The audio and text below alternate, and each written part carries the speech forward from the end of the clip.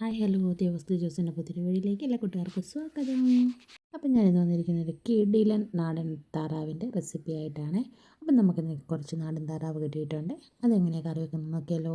അപ്പോൾ നമ്മുടെ താറാവിനെ നല്ല തിളച്ച വെള്ളത്തിൽ മുക്കി അതിൻ്റെ തോലൊക്കെ കളഞ്ഞ് ഒന്ന് വൃത്തിയാക്കി എടുത്തിട്ടുണ്ട്. ഇനി അടുത്ത ടാസ്ക് എന്താണെന്ന് വെച്ചാൽ ഇത് ചെറിയ കഷ്ണങ്ങളായിട്ട് നുറുക്കിയെടുക്കണം. അപ്പം നമുക്ക് ചെറിയ കഷ്ണങ്ങളായിട്ട് നുറുക്കിയെടുത്തുകൊണ്ട് വരാവേ. കഴിക്കാനായിട്ട് ഇത് അടിപൊളി ടേസ്റ്റ് ആണെങ്കിലും ഇത് നന്നാക്കി എടുക്കാനായിട്ട് നല്ല ബുദ്ധിമുട്ടാണ്. അങ്ങനെ നീണ്ട കുറേ പരിശ്രമത്തിനൊടുവിൽ ചെറിയ കഷ്ണങ്ങളായിട്ട് ഒന്ന് നുറുക്കിയെടുത്തിട്ടുണ്ട്. ഇനി നന്നായിട്ട് ഇതൊന്ന് കഴുകി വൃത്തിയാക്കി എടുത്തുകൊണ്ട് വരാവേ. ഇനി നമുക്ക് താറാവിലേക്ക് ആവശ്യമായിട്ടുള്ളൊരു മസാലക്കൂട്ട് തയ്യാറാക്കാം. അതിനായിട്ട് ഒരു പാത്രം എടുത്ത് അതിലേക്ക് മുളക് പൊടി, മല്ലിപ്പൊടി, ചിക്കൻ മസാല, കുറച്ച് മീറ്റ് മസാല, കുരുമുളക് പൊടി, ഗരം മസാല, പിന്നെ പെരുംജീരകപ്പൊടി, കുറച്ച് ഉപ്പും വെളിച്ചെണ്ണ എല്ലാം കൂടി ഒഴിച്ച് നന്നായിട്ടൊന്ന് തിരുമിയെടുക്കുന്നുണ്ട്. ഇതെല്ലാം കൂടെ നന്നായിട്ട് തിരുമിയെടുത്തതിന് ശേഷം നമുക്ക് കഴുകി വൃത്തിയാക്കി വെച്ചിരിക്കുന്ന താറാവ് ഇതിലേക്ക് ഇട്ട് കൊടുക്കാം. താറാവെല്ലാം ഇട്ട് കൊടുത്തതിന് ശേഷം മസാലയൊക്കെ നന്നായിട്ട് തിരുമി പിടിപ്പിച്ചതിന് ശേഷം കുറച്ച് നേരം ഇത് റെസ്റ്റ് ചെയ്യാനായിട്ട് വെക്കാവേ. ഒരു അരമണിക്കൂറൊക്കെ കഴിയുമ്പോഴത്തേക്കും നമുക്ക് അതിൻ്റെ മസാലയൊക്കെ നല്ലതുപോലെ അത് പിടിച്ച് കാണും. അപ്പോഴത്തേക്കും നമുക്കൊരു കുക്കർ എടുത്ത് അതിലേക്ക് നമ്മൾ മസാല പുരട്ടി വെച്ചിരിക്കുന്ന താറാവും ഫുള്ള് ഇട്ട് കൊടുത്ത് നന്നായിട്ട് ഇതൊന്ന് വേവിച്ചെടുത്തുകൊണ്ട് വരാം. വേവിക്കാനായിട്ട് വെള്ളമല്ല ഒഴിക്കുന്നത്, ഞാനത് തേങ്ങാപ്പാലിൻ്റെ രണ്ടാം പാലാണ്, രണ്ടാം പാൽ ഒഴിച്ചാണ് ഇത് വേവിച്ചെടുക്കുന്നത്.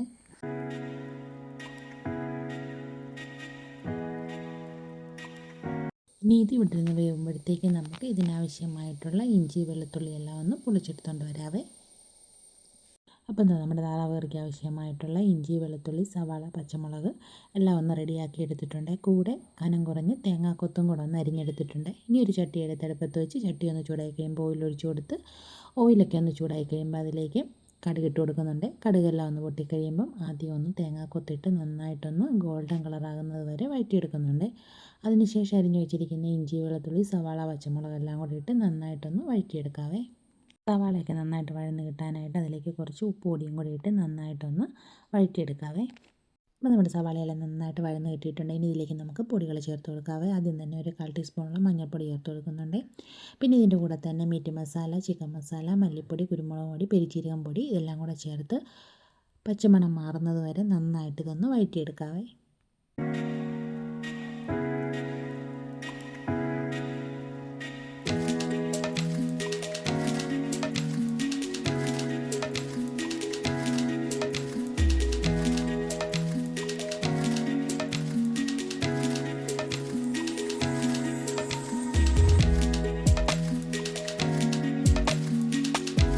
മസാലയൊക്കെ അവിടെ ഇരുന്ന് വഴന്ന് വരുമ്പോഴത്തേക്കും നമ്മുടെ താറാവ് നന്നായിട്ട് വെന്ത് കിട്ടിയിട്ടുണ്ടായിരുന്നു.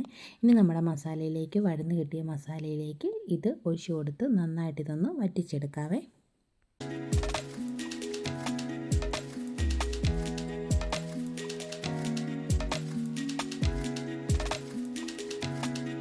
അപ്പം നമ്മുടെ താറാവ് കറി നന്നായിട്ട് വറ്റി ഒന്ന് കുറുകി വന്നപ്പോഴത്തേക്കും നമ്മൾ തലപ്പാൽ ഒഴിച്ച് കൊടുക്കുന്നുണ്ട്. തലപ്പാൽ ഒഴിച്ച് കൊടുത്തു കഴിഞ്ഞാൽ പിന്നെ അധികം തിളപ്പിക്കത്തില്ലേ.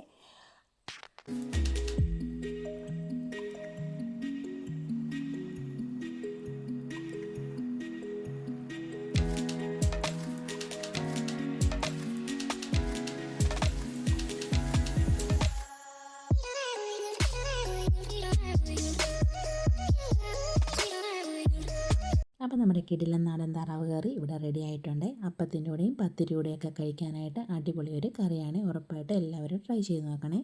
വീഡിയോസൊക്കെ ഇഷ്ടമാവുന്നുണ്ടെങ്കിൽ എല്ലാവരും ലൈക്ക് ചെയ്യുകയും ഷെയർ ചെയ്യുകയും കൂടെ ഒന്ന് ഹൈപ്പ് ചെയ്യുകയും ചെയ്യണേ. അടുത്ത വീഡിയോയിൽ വീണ്ടും കാണാം.